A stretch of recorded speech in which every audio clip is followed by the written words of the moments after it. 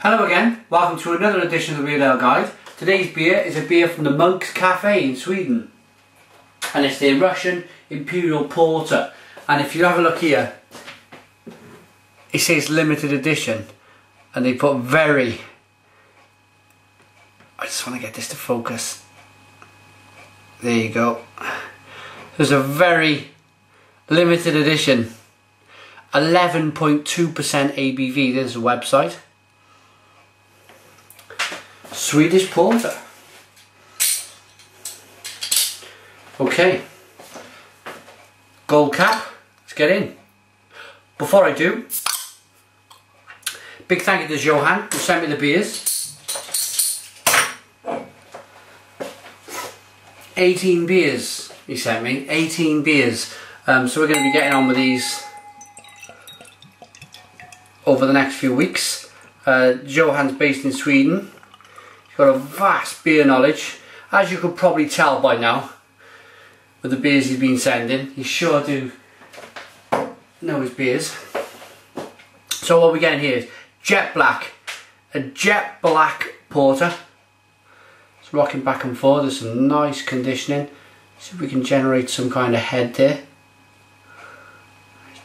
There you go. There's a little bit of something going on with the carbonation on the side, but it's the conditioning I like. If you just rock the beer back and forth, the bubbles just rise slightly from the side of the glass, and that's a sign of a very good beer. The smaller the bubble, the better the beer. Okay, let's get the nose. Oh, and that is one big punch of licorice and some big kind of fruity, as in dark fruits, Christmas cake type fruity hops in there. Obviously chocolate, obviously coffee. Oh, this smells really good, and you can just see some alcohol legs there climbing the side of the glass. You would expect that at 11.2%. Let's get in. Cheers everybody.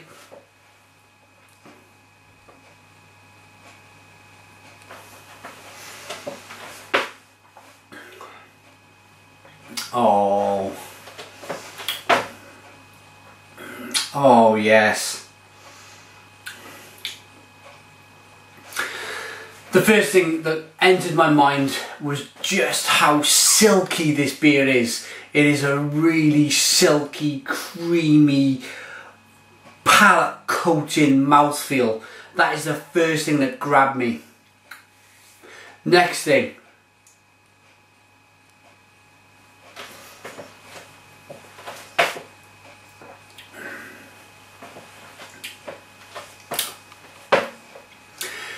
Chocolate, and then bang, straight after the chocolate there's a vinous, there's a vinous tone in here.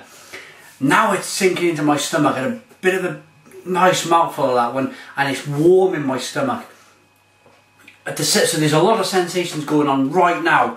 The warming, the silkiness, the chocolate, the vinous quality. And then the chocolate comes back, the vinous quality dies down, the chocolate comes back, and it's more like a cappuccino now, cappuccino coffee taste. Oh yes, this is a special beer, this really is.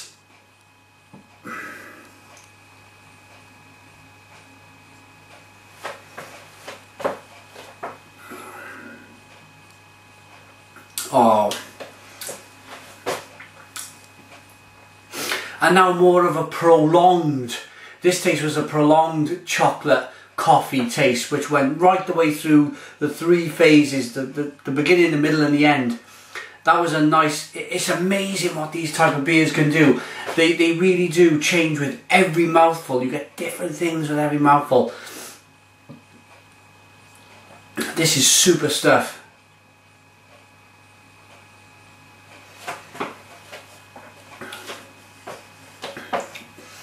Also, that licorice I was getting in the nose, the licorice was in the nose, quite big, and it's kind of there lurking around in all the flavours. It kind of pokes the chocolate up the bum, and then it pokes the coffee a little bit, and then it just fades back, and then it comes back out of the darkness, and it pokes around a little bit more. It is definitely there, just lurking around that licorice flavour. And then right now as I'm speaking, it's nowhere near overwhelming, but there's a vanilla quality as well in this beer. Where do you come across these beers, Johan? Where do you come across these beers? Every time.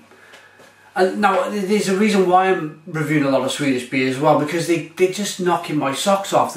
What the Swedish people are doing in the craft beer scene is amazing. Now I was speaking to somebody else, Joel Edberg on Google+, and he was saying 5 years ago, 10 years ago, there was next to no breweries or craft breweries in Sweden. Now he says they're everywhere, they're absolutely everywhere, and they're all competing with one another to produce the best beer.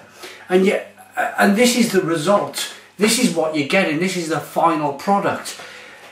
You're having something which is absolutely sublime in the taste.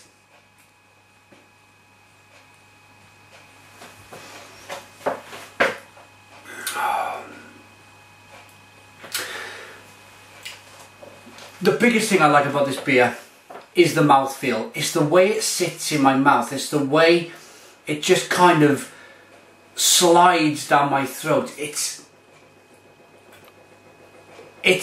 a real challenger for me for the wine scene. These Imperial stouts, I think if any beer will break I'm just going to pop out to the supermarket and buy a bottle of wine while we have a film and some popcorn. That mainstream mentality of just going out buying wine. If any style of beer for me is going to break that mould, break that habit, I think it'll be Imperial Porters and Imperial Stouts. Whether I've been on the radio, whether I've been just to a friend's house and said, let your wife try this. It always raises eyebrows. It's always Imperial Stouts and Imperial Porters always raise eyebrows. And I think a lot to do with that is the mouthfeel. Even if they don't know that, even if they're very inexperienced, they go, wow, this is a really, really silky mouthfeel. Because I think it beats the pants off wine. Anyway, back to the beer.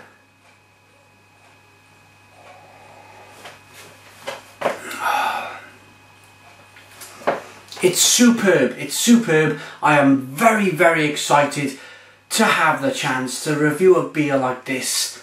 To be able to be given the chance to review some of these superb beers. Final thoughts.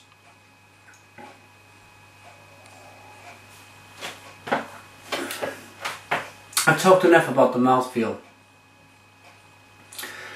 The more I'm drinking this, the more all them flavours which were going bang over there, bang over there, bang over there, bang one down there, they've all come together into one just superb beer. Absolutely superb.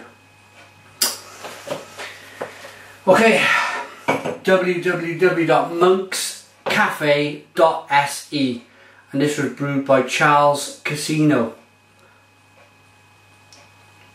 Brewmaster, I can work that one out. Okay, 25 centilitre bottle, very limited edition. The European bittering unit is 70, the OG is 120, and the FG is 40. Let me know in the comments box, what does FG mean? 40. Okay, Monk's Russian Imperial Porter. Give you the website, give you the name of the brewer.